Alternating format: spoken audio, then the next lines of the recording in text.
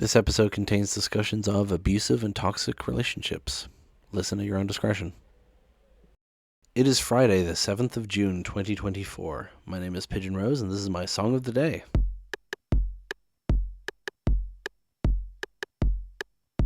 Today's episode is a very special episode of Pigeon's Song of the Day. And why is that? Well, first of all, the artist we're talking about is a very new artist, and I mean very new artist. She only has 2 songs out so far, and the first one was released in January of this year, so very new artist on the scene. The second reason why it's such a special episode is because I realized that we had interacted in a comments section before of one of her posts, and I was like, why don't I just message her on Instagram and ask about the song? And I did that, and she graciously replied. So this episode of Pigeon's Song of the Day actually has, it's not an interview as such, I don't have voice clips of her or anything, but I will read to you what she said to me about this song. It's like I have an exclusive, I have a scoop, I got the hot scoop. So the artist is named Lovender. Like I said, she's only released 2 songs so far, and we're going to be talking about her first release, which is a song called Pomegranate Seeds. I don't know if I have much to say before we start the song. I discovered the song, it just randomly showed up in my recommended section on YouTube, and I was like, oh sure, I'll check it out, especially because given the title, I assumed it might have something to do with the Greek myth of Persephone, and I was correct, and we'll get into that. But I ended up really loving it. I don't think I've mentioned it on this podcast before, but I have a YouTube playlist called Current Faves, where I put in all the songs that are like bouncing around my head at the time, and I change out songs every few days, and it just makes it easier for me to find those songs and listen to them while I'm like doing the dishes or getting ready for work or something. This song stayed in that playlist for so long, and now that I'm covering the song on this podcast, it's probably going to re-enter it. Tends to be what happens. So yeah, I think we'll just go right into listening to it, and then we will talk about it, and also I will tell you what Lovender herself said about it.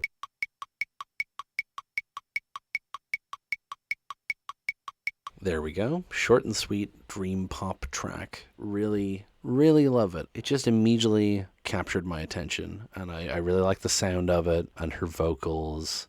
I'm kind of a sucker for a dream pop, sort of bedroom pop vibe, so I really enjoyed this. And also, because it's so short, it just kind of it loops in my head so easily. I find myself singing the lyrics of this song to myself a lot. The music video also helps. I don't have much to say about the music video. It's just a lot of shots of her singing the song, eating pomegranates, spitting out pomegranate seeds specifically, smashing pomegranates on rocks, running around, dancing. It's a good video. It pairs well with the song. I enjoy it. Also, there's some very sweet and funny bloopers on her YouTube channel. I'll probably link that in the description as well. So let's talk about the myth of Persephone in the underworld before we start talking about the lyrics, because you really need to understand this myth, at least in a British version, to understand the lyrics. Basically, Persephone, who is the daughter of Zeus and Demeter, was kidnapped by Hades in order to become his bride. Demeter was very upset about this, especially because Zeus was involved in it, and started scouring the earth looking for her. Demeter being a god of agriculture. It varies from myth to myth because it's a myth. Some tellings of it say that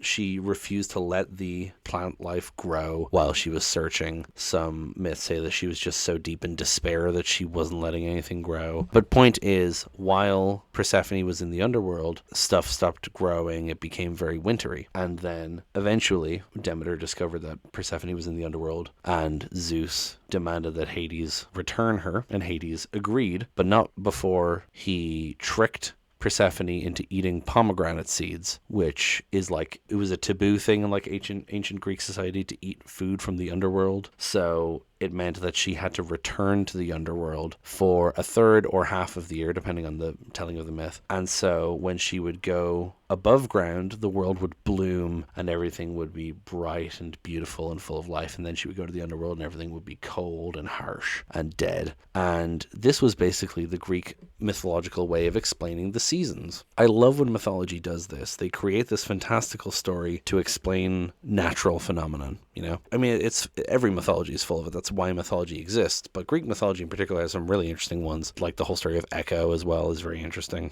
And, you know, Zeus is the bad guy in most of them, including kind of in this one. I mean, Hades is the main bad guy in this one, but Zeus is very much the bad guy in this one as well. But yeah, they explain the seasons with like when it's winter, that means Persephone's in the underworld, and when it's spring, summer, it means that she's returned above ground and things are growing again. So that's the basic version of the myth, right? And this song, essentially, if you read the lyrics, is a retelling of the myth. You can just read it as being a retelling of the myth. But it's not just a retelling of the myth. It's metaphorical. And I pegged pretty immediately that it was a metaphor. I assumed it was a metaphor on abusive relationships, and that the idea was like trying to escape from hell, like trying to escape from an abusive relationship, which is what Persephone was doing with Hades in the first place. And things keep drawing you back, right? That was my thoughts on it. So the first question that I asked Lovender when I messaged her on Instagram was about, was it intended as a retelling of the myth, or was it metaphorical? I knew it was metaphorical, but I didn't know how else to phrase the question. I didn't be like, what's it about?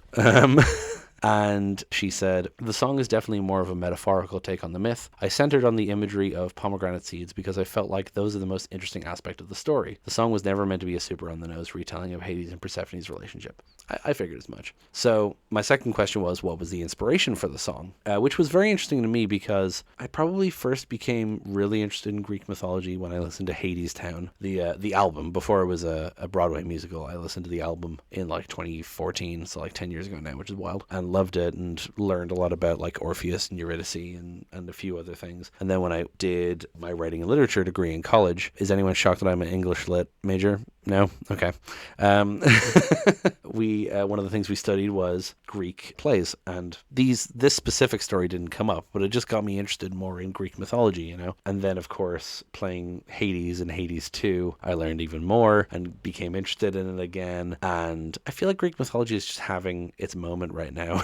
Like, you've got Hades and Hades 2, you got Hades 10, you got Lore Olympus, you got, which ended recently, I believe. You know, you've got so many things that reference, and I mean, they've always obviously had cultural impact, but I feel like there's a lot of them right now. Point is, I was very curious why she decided to write this song, because it's a really, it makes complete sense as a metaphor. I was just wondering where she came to the idea. So she says, the inspiration behind the song really centers on a metaphor I draw between pomegranate seeds and love bombing in a relationship. There are good moments even in a bad relationship, and those can be really confusing. Those good moments are pomegranate seeds for me, and they're what mislead me into being with a bad person for too long. I really love this because, like I said, I grokked right away that this was a metaphor for an abusive relationship, but specifically using pomegranate seeds as love bombing is a really interesting way to do it. Because, like, I mean, I'm just imagining Hades being like, no, Persephone, don't leave. I made you some lovely dinner. Here, have some pomegranate seeds. But that's a really interesting parallel to draw specifically between the pomegranate seeds and love bombing. It makes complete sense, and I completely understand what she's saying. Even in the worst relationships, there's often there's a reason why you enter the relationship in the first place. There's always those like little nice good things, and then you're out of the relationship and you think, oh, I missed this one thing, and it makes you feel weird because you're like, I know that was a net bad experience, but there was good things in it, and I missed those, and I completely relate to this idea, and using the pomegranate seeds as a metaphor for it is a really inspired take. I really enjoy that. My third question was not related to the lyrics. It was asking about the production. I asked, did you play and produce everything on the song? Because in the video, you just see her sing, and I assumed she was like singing and maybe playing the guitar or something, but I wasn't sure about like the other instruments. She let me know that she did in fact play guitar, and she got some friends to help her out with recording bass and drums and mixing and mastering. She didn't specify who, of course, but point is, she retained creative control over the song is what she said, and composed it. So pretty much what I expected. She had like the lead part, but she had some help from her friends to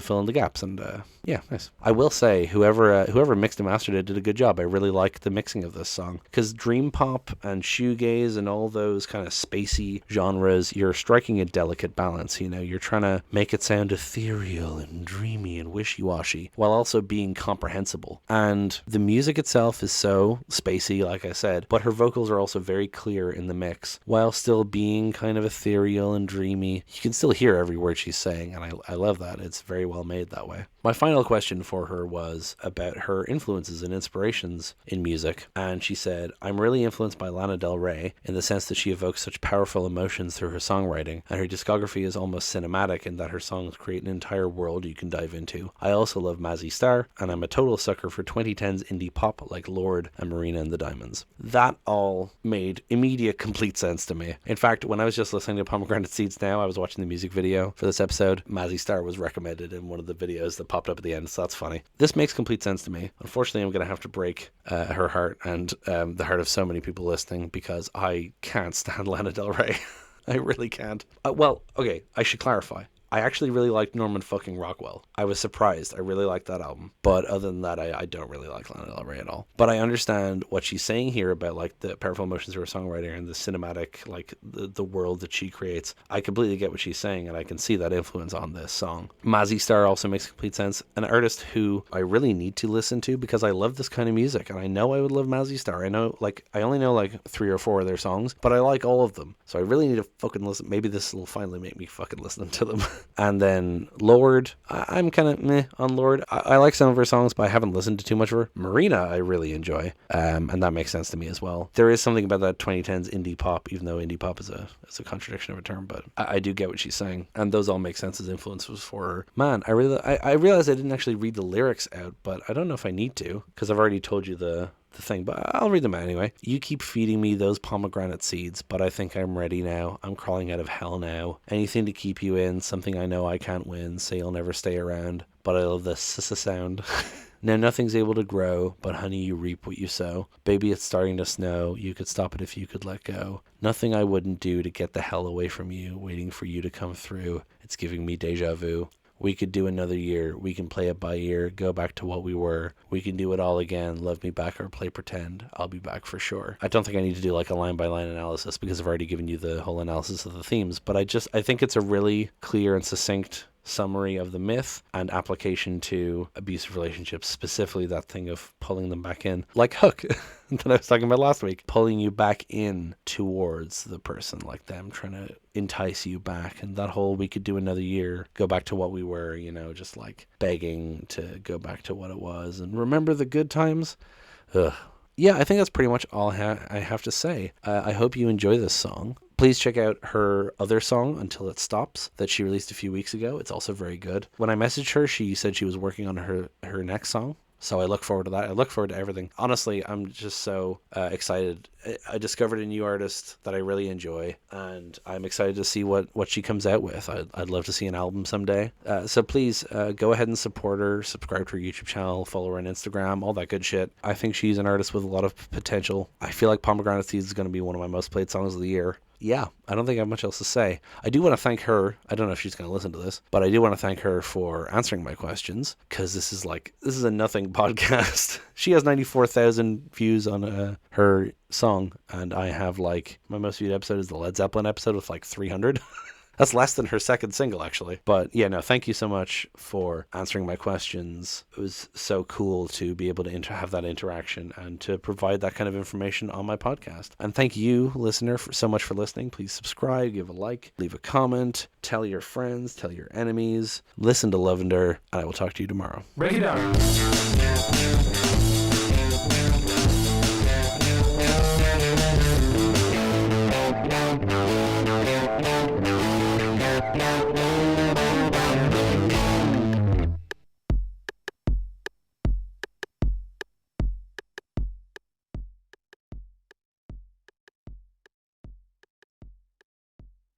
So the song itself, well, actually, but before that, we have to talk about, anyway, no, I pegged that pretty quickly reading it. Pegged? Excuse me. That's going in the outtakes. I mean, I'm just imagining Hades being like, no, Persephone, don't leave. I made you some lovely dinner. Here, have some pomegranate seeds. You're too sexy to leave. Oh, God. Someone's probably drawn it, but I'm just imagining fuckboy Hades. Jesus Christ. Begging to go back to what it was and remember the good times. Ugh, I've met too many men like you. Wow, quoting Hades Town. That wasn't even intentional. Quoting Hades Town in a fucking episode about a song about Persephone. Okay, anyway. I hope you enjoy this song. Please check out her other song that she's released. Let me fucking check that so I don't sound like an asshole. Oh yeah, just check out her other song. I don't know what it's called. Fuck off.